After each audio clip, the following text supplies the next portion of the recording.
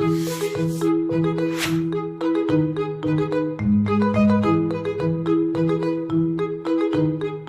후보님 바쁜 시간 일정 해주셔서 감사합니다. 반갑습니다. 요즘 또 많이 돌아다니시고 하시느라 힘드실 텐데 어떻게 체력은 괜찮으세요? 예, 아직은 뭐 버틸만 합니다. 몇 가지 질문 준비했는데요. 일단 하나씩 차근차근 여쭤볼게요. 일단 뭐 서울시정 운영하신 경험은 있으시고 또 서울시민도 잘 알고 하실 텐데 이번에 또 보궐선거에 또 다시 나서시게 된 어떤 계기나 그런 과정의 어떤 동기가 있었을 텐데 어떤 이유로 좀 나서게 됐어요? 네, 일단 뭐 서울시정이 지금 굉장히 피폐해져 있습니다. 지난 10년 동안 모든 순위나 수치, 통계 수치 같은 것이 서울시정이 매우 어려워졌다는 걸 보여주고 있고요.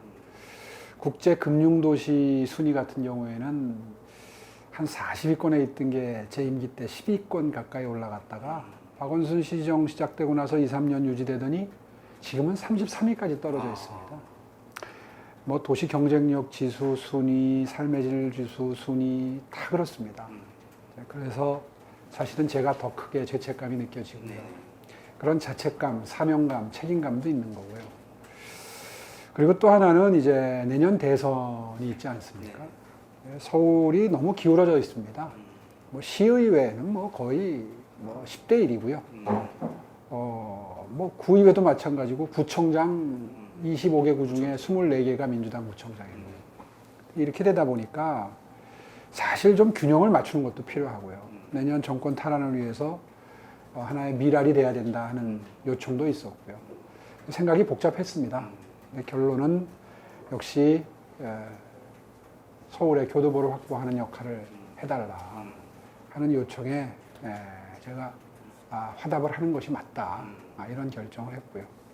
그래서 출마 선언을 했고 사실 서울시가 일단 일자리 창출의 어떤 그 공간이 돼야 되는데 지금 서울 경제가 굉장히 피폐해져 있기 때문에 이거 살리는 것과 그다음에 코로나 때문에 고통을 겪고 계시는 서울 시민들 어떻게 하면 고통을 덜어드리느냐 이 두 가지가 이제 이번 1년짜리 시장이지 않습니까? 그렇죠, 1년. 예, 이 두 가지 일이 이 1년짜리 시장에 해야 될 일이다. 그런 판단 때문에 나섰습니다. 아무래도 지금 서울 시민들이나 우리 전 국민들이 가장 큰 걱정 갖고 계신 게 이제 집값, 부동산 문제인데요. 특히 서울은 또 인구가 많은 곳이고 택지 여유분도 많지 않고 그리고 각 후보님들이 여러 후보님들도 부동산 정책을 많이 넣고 계시는데 이제 오 후보님 생각하고 계신 부동산 공약 좀 대표적인 것들 좀 말씀 좀 주시죠. 이 뭐 후보들마다 수치 경쟁을 하는 것 같아요. 뭐 74만 6천 가구다. 이건 이제 안철수 후보의 공약이고요. 우리 당의 조은희 후보는 뭐 65만 가구다. 이런 높은 수치를 형성을 하고 있는데, 아니 뭐 100만 가구들 목표로 제시 못하겠습니까? 근데 실제로 서울에 평균적으로 공급되는 가구 수는 한 7, 8만 가구 연간. 그러니까 5년 재선을 해서 5년을 한다 해도 한 3, 40만 가구 정도가 사실은 맥시멈입니다. 갈수록 줄어들 수밖에 없어요. 택지가 줄어들기 때문에. 그래서 저는 한 36만 가구 정도를 일단 목표로 했고요. 그건 방법론의 문제입니다. 어떻게 가요? 어떻게 빨리 공급하느냐지 목표 세우는 건 그다지 중요하지 않습니다. 그런데 저 같은 경우에는 그래서 민간의 활력을 이용을 해서 건설회사도 달려들고 토지주, 건물주들도 허물고 새로 짓겠다고 나서는 분위기를 만들겠다. 어떻게 이 자유시장 경제 질서는 인센티브로 움직이지 않습니까? 어떻게 이 인센티브로 그분들을 스스로 주택 공급 시장에 뛰어들도록 해서 물량을 확보할 것이냐에 제 공약에 중점이 있습니다. 그게 아마 여타 후보들과 많이 다른 점일 겁니다. 예를 들면 서울시의 주택을 공급하는 부서가 주택국이거든요. 근데 이제 이걸 도시계획 측면에서 경관 보호 측면에서 견제하는 부서가 도시계획국입니다. 이제 두 부서가 이 견제와 균형을 하면서 주택을 공급하는 건데 주택국과 도시계획국을 예를 들어서 한시적으로 통합을 한다든가 예를 들면 일하는 방법론이죠. 그 다음에 또 뭐 2종 일반 주거지역이라는 게 아주 넓게 분포되어 있는데 여기 7층 높이 규제가 있습니다. 근데 이게 경제성이 안 나오면 허물고 새로 짓질 않아요. 이제 그래서 7층 높이 규제를 없애고 용적률 인센티브를 화끈하게 주겠다. 한시적으로. 그러면 이제 아이고 이거 뭐 지금 집 지어야 되겠다 하고 몰려들지 않겠습니까? 네. 그렇게 해서 집을 짓겠다는 거죠. 이런 방법론을 저는 주로 제시하고 있습니다. 대통령께서도 그 국토부 업무보고를 받았을 텐데 이사 대책 최근에 나온 거요.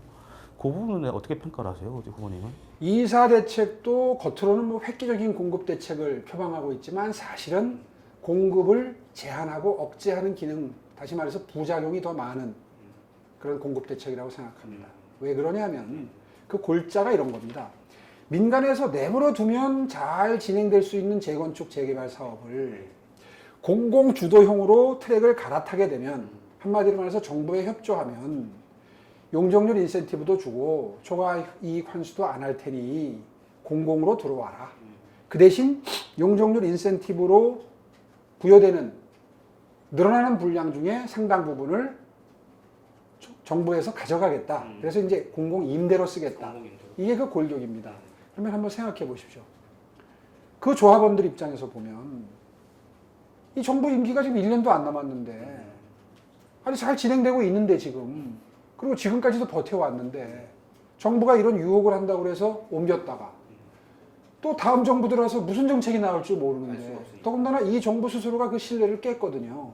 다주택자의 경우에 임대사업자로 등록시켜가지고 뭔가 혜택을 줘서 보다 이 임대주택을 많이 만들겠다라고 하는 이런 기조를 유지하다가 스스로 180도 뒤집으면서 그분들이 지금 거의 패닉 상태입니다. 그러니까 정부가 이렇게 신뢰를 잃게 되면 부동산 대안으로 내놓은 정책을 선택하는 과정에서 망설이게 되죠. 더군다나 임기 말입니다. 지금과 같은 공공주도 트랙을 임기 초에 내놓고 유도했다면 상황이 달라졌을 수 있습니다. 이거 앞으로 4, 5년 동안 이 방법밖에 없는데 우리 민간에서 하는 거 포기하고 공공주도 트랙으로 갈아타자. 이렇게 조합해서 결정했을 수도 있어요. 근데 1년밖에 안 남은 정부에서 이제 와서 그런 정책을 내놓으니 망설이고 결국은 글로 안 갈 겁니다. 참 답답해요. 그러니까 이 순간에 그런 정책을 내놓느니 차라리 민간에서 잘 가고 있는 거 그냥 도와줄 테니까 빨리만 해라. 이렇게 했으면 오히려 주택 공급이 1년 정도 빨라질 수 있죠. 그게 대부분 전문가들의 평가입니다. 그 이제 시정을 이제 맡으시게 되면 방금 말씀하신 그런 부동산 정책 관련해서 이렇게 추진을 하려면 좀 또 서울시 의회하고 또 조금 협조를 또 구해야 되는 부분도 있고 협업을 해야 되는 부분도 있는데 이 부분은 어떻게 풀어 설득을 해야죠. 아무리 정파가 다르고 정당이 다르더라도 시민을 위하는 길이 이렇다. 지금 제가 이렇게 드리는 말씀을 이렇게 종합해 보시면 어느 길이 우리가 가야 될 바람직한 길인지 판단이 들지 않습니까? 그분들은 이제 당론에 매여 있기 때문에 아마 지금까지는 이런 발상을 못했을 수도 있어요. 박원순 시장은 재건축 재개발에 대한 적대적인 입장이었기 때문에 아마 그런 논리에만 젖어 있을 거예요. 그런 분들한테 허심탄회하게 이런 대화를 좀 하는 거죠. 어떻게 생각하시냐? 이렇게 해야 시장에 공급이 되고 집값이 떨어질 것 같지 않느냐, 전국적으로. 그리고 협치하는 모습을 보이는 게 국민들이 바라는 모습 아니겠느냐. 이렇게 간곡한 설득, 협의를 통해서 이제 그게 정치력이고 능력이죠. 그런 과정을 통해서 이건 정략적이고 정치적인 판단을 할 문제가 아니라 우리 정책적으로 무엇이 바람직한가를 허심탄회하게 논의해보자. 그런 분위기를 만들어서 함께 가는 협치의 길로 함께 가는 그런 그 정책적인 접근을 할 수밖에 없는 거죠. 조금 강론으로 들어가면 그 후보님께서 말씀하신 공약 중에 그 청년들에게 그 월세 지원하는 내용들이 좀 있더라고요. 이게 청년 주거난도 상당히 심각한 상황인데 그게 어떤 내용인지 좀 구체적으로 조금 말씀해 주시죠. 청년들이 지금 가장 목말라 하는 것은 취업이죠. 그래서 이제 청년 취업 사관학교라고 해서 본인들이 취업할 때 필요한 기술적인 그 자격. 요즘에 아주 이 기업이나 실리콘밸리 같은 국제적인 글로벌 기업들, 아주 좋은 기업들이죠. 양질의 일자리를 제공하는 좋은 기업들이 바라는 기술적 스펙이 있습니다. 이제 빅데이터, 인공지능 AI, 무슨 뭐 블록체인 기술, 핀테크 뭐 이런 것들인데요. 사실 이 교육 현장에서 이런 인력을 충분히 수급을 못하기 때문에 그 미스매칭 현상이 벌어지고 본인들도 답답합니다 지금. 이거 취직하려면 이걸 알아야 되는데 대학에서 이걸 안 가르쳐요 제대로. 전공의 차이도 있을 수 있고. 그래서 서울시가 온 오프라인에 이제 그런 취업 교육을 할 수 있는 그 과정을 만들어서 무료로 기술을 습득할 수 있도록 도와드림과 동시에 취업에 성공해서 일하는 분들에 한해서 직장 근처로 이사를 갔는데 가고 싶은데 돈이 없다. 집값이 이제 네, 형편이 안 된다. 이런 분들은 조금만 도와주면 마중물이 필요한 거죠. 조금만 도와주면 펌프질하면 물이 계속 올라올 텐데 그 마중물이 없으면 이제 이게 죽은 우물이 되는 거죠. 그래서 그 마중물로 취업 초기에 10개월 동안 취업해서 일하는 분들에 한해서 한 달에 20만 원씩 주거비를 보조해드리겠다라는 발표를 했고요. 이게 원래 있는 제도인데 예, 연간 5천 명이 혜택을 보는데 이거 갖고는 그냥 부족하지요. 그래서 5만 명까지 늘리더라도 일하려고 노력하는 분들, 그 일을 통해서 자립하려는 분들에게는 날개를 달아드리겠다 하는 차원에서 5만 명까지 늘리겠다 하는 공약을 했는데 반응이 지금 매우 좋은 편입니다. 이 일자리 문제 말씀하셨으니까 다시 말씀 여쭤보면 이게 전체적으로 청년 일자리도 문제지만은 은퇴 세대들 포함해가지고 고용 시장이 코로나19 여파도 있고 해서 굉장히 좋지 못한 상황이 이어지고 있는데 서울 시정을 맡으시게 되면 서울의 전체 일자리 부분 관련해 가지고는 어떤 보관을 갖고 계신지. 좀. 일자리는 아무리 거짓말을 하려고 해도 속이려고 해도 사실 진실은 기업이 만드는 겁니다. 좋은 기업이 작은 기업부터 중견기업을 거쳐서 대기업까지 성장해 나가는 과정에서 좋은 일자리, 양질의 일자리가 생겨나는 거죠. 근데 이 정부는 그걸 몰라요. 국민 세금으로 예산을 풀어가지고 공공일자리 만드는 게 일자리 창출인 걸로 알고 그 통계 수치 분식하고 화장하는데 정신이 없습니다. 사실 굉장히 떳떳지 못한 처신을 하고 있는 거죠. 그럼 기업이 크려면 어떻게 해야 되느냐? 내가 창업을 했을 때 돈을 벌 수 있도록 규제를 다 풀어줘야죠. 일단. 그 다음에 세금을 낮춰서 돈을 많이 벌 수 있어야 기업을 키워나가고 더 많은 돈을 벌어서 더 많은 세금을 내죠. 이게 자유시장 경제 질서 하에서의 기본 원칙입니다. 그리고 그 기업은 기술로 승부합니다. 기술이 좋은 기업이 돈을 버는 거죠. 이 원리를 알게 되면 정부가 혹은 서울시가 해야 될 일이 분명해집니다. 지금 이 정부처럼 기업규제 3법 같은 거를 통과시켜가지고 기업가 정신을 죽이는 의욕을 꺾는 한마디로 말해서 그런 행정을 해서는 안 되는 거죠. 참 그 점은 안타깝고요. 그래서 서울시라도 나서서 서울시가 할 수 있는 일이 한계가 있으니까요. 서울시가 나서서 이런 기업가 정신이 다시 춤출 수 있는 다시 열정으로 창업하고 그 기업을 키워나갈 수 있는 그런 환경을 드리려면 어떻게 해야 됩니까? 서울형 규제 혁신해야 됩니다. 서울시라도. 그래서 여기서라도 온갖 실험을 하면서 실패할 위험성을 감수하고 내가 젊음을 불태우고 자본을 투자해서 기업을 할 수 있는 그런 환경을 만들어 드리는 것. 그 보조 역할을 서울시 정부가 해야 되는 거죠. 그리고 서울을 매력 있는 도시로 만들어서 전 세계 기업들이 돈 벌러 이곳으로 들어오도록 하기 위해서 기업을 유치하고 돈 갖고 들어오도록 투자를 유치하고 그 기업에서 일하려고 사람이 들어오고 하는 환경을 만들어야죠. 그래서 매력 포인트가 중요한 겁니다. 야, 서울에 가면 살만하다. 기업하기 괜찮다. 그렇죠. 기업하기 괜찮다. 돈 벌 수 있다. 그리고 생활 환경이 쾌적하고 우리 서울 시민들이 외국 기업인들 환영한다 하는 분위기를 만드는 거예요. 지난 10년 동안 그 불이 꺼져 버렸어요. 아까 제가 그래서 금융지수 같은 게 순위가 올라갔다 다시 쳐졌다는 말씀을 드렸는데 다시 한번 서울이 기업하기 좋은 도시. 저기는 가면은 환영받고 돈 벌 수 있다. 그러면 기업은 들어오고 돈 갖고 들어오고 사람 들어오는 겁니다. 그게 우리의 일자리가 되는 거거든요. 그런 기업 환경을 만들겠다.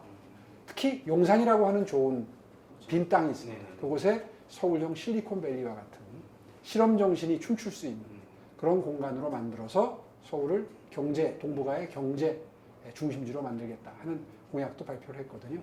이제 그렇게 해서 우리에게 주어진 좋은 공간을 활용도 하고 그리고 소프트웨어, 시스템 디자인을 통해서 각종 유인책을 부사해서 서울로 서울로 들어오도록 한다.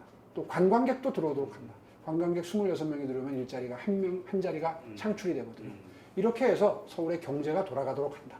이게 제 보관입니다. 이른바 이제 후보님 말씀하신 게 기업이 이제 성장할 수 있는 성장 사다리를 구축하는데 맞습니다. 시정을 좀 집중하시겠다는 건데 사실 이제 그런 부분 같은 경우는 규제나 규제 샌드박스 뭐 이런 여러 가지들이 있는데 뭐 정부하고도 협업이 좀 있어야 될 것 같거든요, 보통. 그게 문제입니다. 그게 정부하고 호흡이 맞아야 하는데 이 정부는 민간의 활력, 민간 시장의 위력을 잘 믿지를 않고 활용하는 데 익숙지도 않아요. 공공에서 뭐를 하는 게 일이라고 생각해요. 사실은 공공은 나설수록 민간의 활력을 저해하고 그리고 부작용이 더 많습니다. 사실은 정부는 작을수록 민간이 더 커지는 겁니다. 좀 철학을 좀 달리하는 부분 때문에 걱정이긴 한데 어떻게 하겠습니까?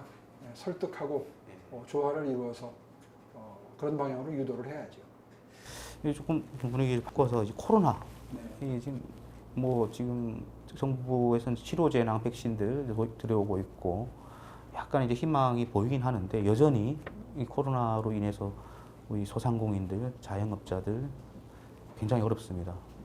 특히 또 서울은 수도권에서 많이 확진자가 나오고 있어서 이번에 정부 그 규제 완화에도 몇 시까지 정도만 됐는데 그 서울시에 이제 계시는 여러 이제 소상공인들 또 자영업자들 어려움에 처한 손실보상제 부분도 오늘 또 홍남기 부총리가 얘기를 하셨고 그런 부분에서 서울시 차원의 어떤 대책이나 지원책이 있을 것 같아요. 재난지원금 지급 같은 것은 이제 중앙정부가 할 수 있는 몫이고 이제 우리가 서울시에서 할 수 있는 일은 사실은 자영업자들, 중소상공인들이 코로나19의 피해를 적게 보도록 해드리는 겁니다. 방법이 있습니다. 업종별 매뉴얼을 만드는 겁니다. 서울의 자영업자들이 뭐 동네에 가면 수십, 수백 가지 종류가 있죠. 그분들마다 업무 환경이 다르고 업태가 다릅니다. 예를 들면 PC방 같은 경우에는 오후에 이용자가 많이 옵니다. 식당의 경우에는 뭐 오는 시간이 정해져 있고, 그러니까 무슨 말씀이냐 하면 일률적인 거리두기 제한을 하면 피해를 보는 업종이 생겨요. 근데 오히려 업종과 업태별로 그 업종에 맞는 매뉴얼을 만들어서 거리두기는 더 실효성 있게 하면서 매출 감소를 최소화할 수 있는 영업시간을 확보해드린다든가 하게 되면 서울은 24시간 돌아가면서도 바이러스가 어느 시간이 되면 멈추는 게 아니지 않습니까? 서울은 24시간 돌아가면서도 바이러스의 전파 경로만 거리두기가 제대로 이루어진다면 돈 버는데도 최소화할 수 있다, 손실을. 그런 관점에서 업종별 매뉴얼을 각종 협회가 있지 않습니까? 예를 들어서 PC방 협회, 당구장 협회 예를 들면 그 협회분들하고 몇 시간만 논의를 해도 여기는 이러이러한 거리두기 제한을 지키는 대신에 조치를 하는 대신에 이러이러한 방식으로 영업을 하면 그래도 제일 바이러스 전파를 막으면서도 돈을 벌 수 있다, 영업할 수 있다. 이런 바람직한 매뉴얼을 한번 만들어 놓는다면 이 사례가 전국으로 전파가 되고 앞으로 이와 유사한 사례가 생겼을 때 바로 적용할 수 있는 좋은 미천이 되지 않겠습니까? 사실 그런 게 서울시가 해야 될 일이죠. 지금 이제 어차피 서울도 마찬가지지만 경기도에서는 또 이재명 지사가 또 여러 지원책을 내놓고 또 언론에 많이 보도되고 이슈가 되고 있는데 어떻게 보세요, 우리 이재명 지사? 글쎄요, 뭐 이재명 지사는 대표적인 포퓰리스트다. 세간에 이런 평가가 있지 않습니까? 뭐 굉장히 국민을 위하는 것 같지만 사실은 현금 나눠주는 거죠. 뭐 돈이 하늘에서 떨어지는 나라 같으면 그렇게 해도 되는데 또 미국처럼 달러를 찍어내는 나라 같으면 어느 정도 버틸 수 있는데 대한민국은 불행히도 그런 나라가 아닙니다. 그러니까 지금 당장은 그게 통하고 먹힐 수 있을지 모르지만 지속 가능한 정책은 분명히 아니다.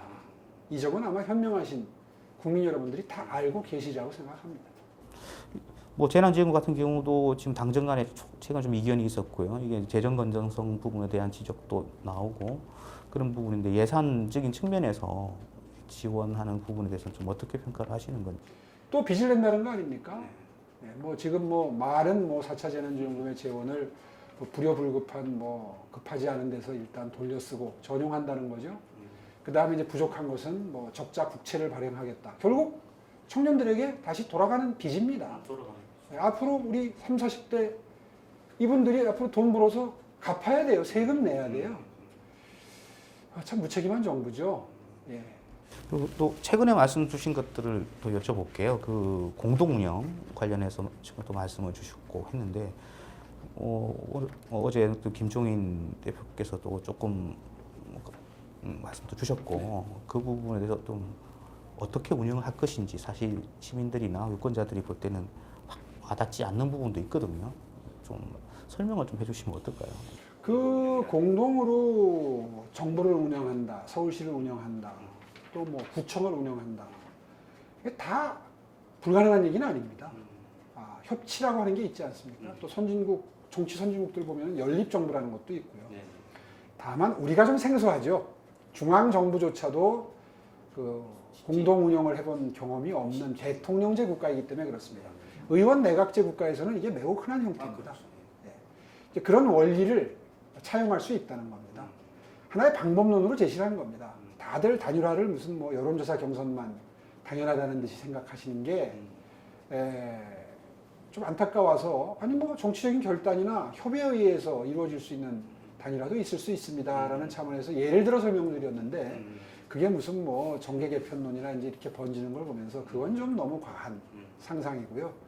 어쨌든 단일화는 정치적인 판단이나 결단에 의해서 또 협의에 의해서 이루어질 수 있고 그 과정에서 서울시의 그 운영에 대해서 서로 협의가 된다면 가능할 수 있기 때문에 그런 예시를 한 겁니다. 단일화 부분도 말씀하셨기에 여쭤보겠는데 그 이제 안철수 대표하고 금태섭 후보가 또 조만간에 또 토론을 하기로 우여곡절 끝에 합의를 보셨는데 이 야권, 범야권 단일화 부분에 대해서는 어떻게 좀 전망을 하시는지? 사실 뭐 꼭 해야 된다는 원칙 외에는 가지고 있는 생각이 없습니다. 정답은 없는 거죠. 아마 많은 국민들이 야권이 분열되면 필패다라는 위기의식을 가지고 계실 거고요. 잘 알고 있습니다. 저도. 그래서 어떤 경우에도 단일화를 반드시 이루어내겠다라고 하는 결심만 굳게 밝힙니다. 그 일단 국민의힘 내부에서도 일단 경선을 통해서 후보를 정해야 될 텐데 나경원 후보님도 저도 뵙고 왔지만은 경선 방식에 대한 좀 문제 제기를 조금 하시는 것 같더라고요. 거기는 어떻게 좀? 저는 뭐 결정된 공관위에서 결정된 방침이나 이미 공표된 방법에 대해서 이의를 달고 싶지는 않습니다. 다 누구나 자기 입장에서 보면 유불리가 있죠. 그런데 공천관리위원회에서 가장 바람직하다고 결정을 했는데 그 중에 일부를 뭐 이렇게 해야 된다, 저렇게 해야 된다 하는 건 사실은 그 경쟁에 참여한 사람으로서는 도리가 아니라고 생각하고요. 저는 그 부분에 대해서는 별 의견이 없습니다. 일단 뭐 정해진 룰을 따라서 후보들이 공정하게 경쟁을 해야 된다는 말씀으로 이해를 하면 되겠네요. 네. 또 좀 여쭤보고 싶은 게요. 좀 큰 걸 좀 여쭤볼게요. 아까 앞서서 질문 드렸어야 되는데 이제 과거에 이제 서울시정을 운영하신 경험도 충분히 계시고 하니까 서울의 미래 비전 좀 크게 좀 보고 그런 것도 중요하다고 보거든요. 아까 잠시 언급을 했습니다만은 서울의 도시 경쟁력을 올리는 것과 도시민들의 삶의 질을 올리는 것, 이 두 가지가 서울시장이 해야 될 크게 나누면 두 가지 역할입니다. 그래서 이제 도시 경쟁력 부분을 생각하신 건데요. 사실 도시 경쟁력을 끌어올리는 것은 비전이 필요하죠. 저는 그걸 글로벌 경제 문화 도시다 이렇게 표현을 합니다. 네. 사실 국제사회로부터 어떤 그 매력 있는 투자 공간이 되려면 그곳에 가면 마음껏 기술력을 펼칠 수 있는 기술력 있는 인력이 있다. 그리고 그곳에 가면 어떤 문화예술적 감수성이 느껴지는 여가 시간을 보낼 수 있는 공간이 있고 그리고 그걸 즐길 수 있는 엔터테인먼트가 있다. 사실 사람이 산다는 게 돈 벌고 즐기고 행복하게 인생을 사는 것. 뭐 이렇게 요약한다면 그 두 가지가 다 가능한 공간이라는 국가적인, 국제적인 브랜드를 만들 때 비로소 투자가 들어오고 기업이 들어오는 거 아니겠습니까? 그래서 그걸 저는 간단하게 글로벌 경제 문화 도시다. 우리가 갖고 있는 기술력과 우리가 가지고 있는 문화 예술력, 다시 말해서 테크와 아트가 만나는, 융합이 되는 그런 대표적인 도시가 된다면 국제적으로 와서 살고 싶고 투자하고 싶고 관광하고 싶은 도시가 된다. 이것이 우리가 추구해야 될 미래 비전이다. 그런 도시가 될 때 비로소 일자리가 만들어지고 우리의 경제력도 풍부해지면서 행복한 그런 일상생활을 누릴 수 있다. 이렇게 요약해서 설명을 합니다. 한강 르네상스가 그럼 거기 전에 말씀하신 것들이 연장 이어진다고 볼 수 있는 건가요? 그렇죠. 한강이라고 하는 공간을 그렇게 도시 경쟁력을 끌어올리면서 네. 관광 요소도 만들고 네. 해서 도시 경쟁력을 끌어올리면서 서울 시민들의 삶의 질이 올라가는 산책이나 자전거 라이딩을 통해서 삶의 질이 올라가는 그런 공간으로 만들어내는데 성공을 한 거 아니겠습니까? 그걸 이제 다시 서울 르네상스로 한 단계 업그레이드하는 것이 필요하다. 뭐 그렇게 설명해도 금방 알아들으실 수 있겠네요. 네. 여과 있으시기 바라겠습니다. 예. 오늘 감사합니다. 고맙습니다. 네.